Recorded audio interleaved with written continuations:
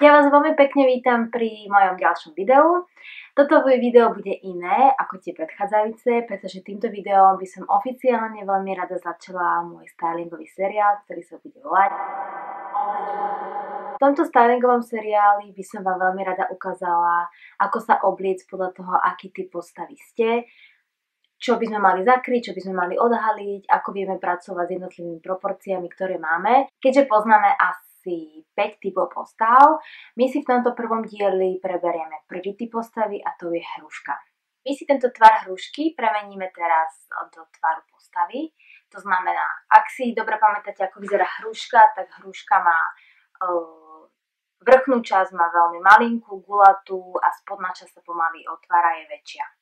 Keď si toto premeníme do typu postavy a do tela človeka, tak nám vyjde z toho to, že vrchná časť postavy je veľmi padnutá, má veľmi malé ramená, malinký alebo skoro vôbec žiaden hrudník, má veľmi pekný pás a následne sa rozširuje v oblasti bokov a stehien. Presne takto vyzerá hruška. Ak poznáte nejakú kamarátku alebo nebodaj vy sama, máte ten istý problém, že máte široké boky, úzky pás, celkom úzky pás, ten pás je definovaný, ale nemáte žiadne prsia a máte veľmi padnuté ramená, tak potom v tomto prípade ste vy hruška.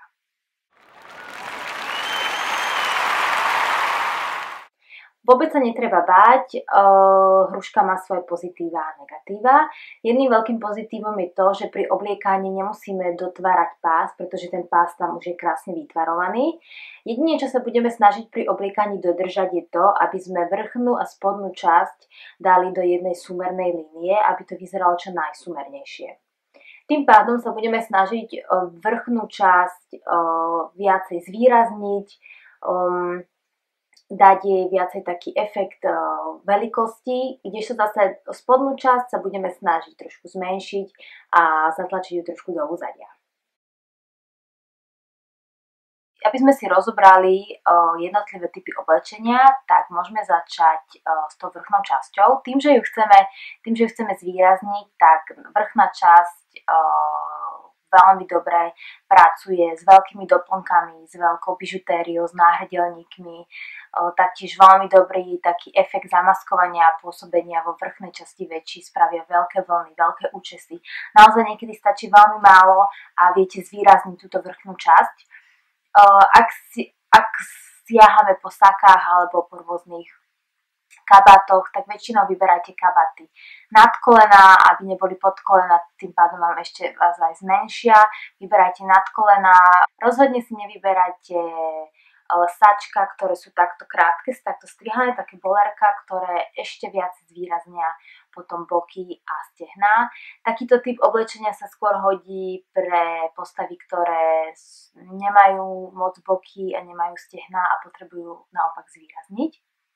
Keďže sme hovorili, že chceme vrchnú časť viacej zvýrazniť, spraviť ju objemnejšou, siahajte po sačkách, ktoré majú vypchávky na ramenách, siahajte po košeliach s vypchatými rukávmi alebo s volánmi, proste všetko to, čo vytvára v tejto oblasti objem. Hej, môžu to byť aj vzory, ktoré naozaj veľmi dobre môžu pracovať a veľmi dobre môžu na postave ukázať. Ak si vyberáte topánky, určite siahnite po topánkach so špičkou do špica, pretože tá opticky tú nohu tak predloží a rozhodne si nevyberajte gulatú špičku. Ak veľmi radi nosíte nohavice, siahajte skôr po zvonových nohaviciach napríklad alebo po nohaviciach rovnejšieho strihu, ktoré nie sú na lítkach úzke, keďže úzke džiny veľmi obopínajú oblasť celých nôh a ešte viac zvýraznia stehná a boky. Takže siahajte radšej po rovných strihoch. Určite odporúčam nohavice s vysokým pásom a nie s bedrovým, pretože bedrové nohavice ešte zvýrazňujú boky a keďže my chceme tie boky trošku zmenšiť a nedať ich do popredia, tak jednoznačne vyberajte nohavice s vysokým pásom. Ak máte rada pásiky, tak skúste sa snažiť zvoliť vo vrchnej časti pásiky, ktoré sú horizontálne, to znamená takto. takto, hej, aby sme vrchnú časť rozšírili a zase na spodnej časti sa snažte vyberať pásiky vertikálne, kde aj keď si možno poviete, že hore mám pásiky tak a dole mám pásiky tak, v skutočnosti tie pásiky naozaj majú svoj zmysel a vedia vám veľmi vyrovnať a dopomôcť vo vašej línii a v nejakej tej súmernosti. Ak sa hrušky chystajú zrovna na báli, na plesy, na svadby, veľmi, veľmi dobrá vec, ktorá vám veľmi bude svedčať, sú šaty, ktoré majú srdiečkový výstrih a sú na pase do veľkej ačkovej sukne. Taktiež veľmi dobre pracuje s vami aj večkový výstrih. Rozhodne by som nesiahla po overáloch, pretože určite v obchodoch nájdete overály s srdiečkovým výstrihom, ale skúste radšej brať, ak pôjdete na takúto party a budete hľadať niečo podobného strihu alebo pôjdete na stužkové, vyberajte si oblečenie alebo vyberajte si šaty, ktoré majú pekný srdiečkový výstrih, tuto vypasované a dole krásna sukňa. Ačková sukňa sedí snáď každému typu postavy, je veľmi, veľmi univerzálna, je veľmi dobrá a je to jeden z tých kúskov, ktoré je dobré mať v šatníku a myslím si, že ho viete vynosiť na strašne veľa spôsobov, či s teniskami, s čížmami, so sandálkami, alebo naozaj je to fakt len na vás, akým spôsobom ačkovú sukňu budete nosiť. Takže to by bolo k typu postavy hruška na všetko. V ďalšom videu si preberieme ďalší typ postavy.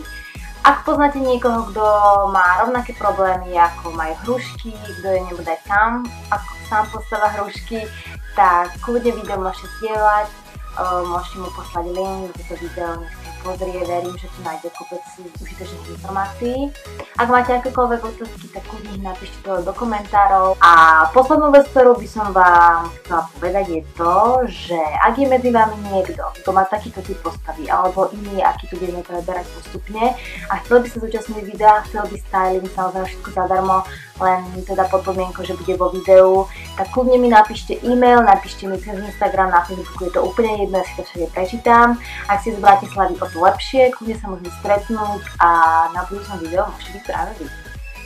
Takže ešte raz ďakujem za sledovanie a see you soon. Čau.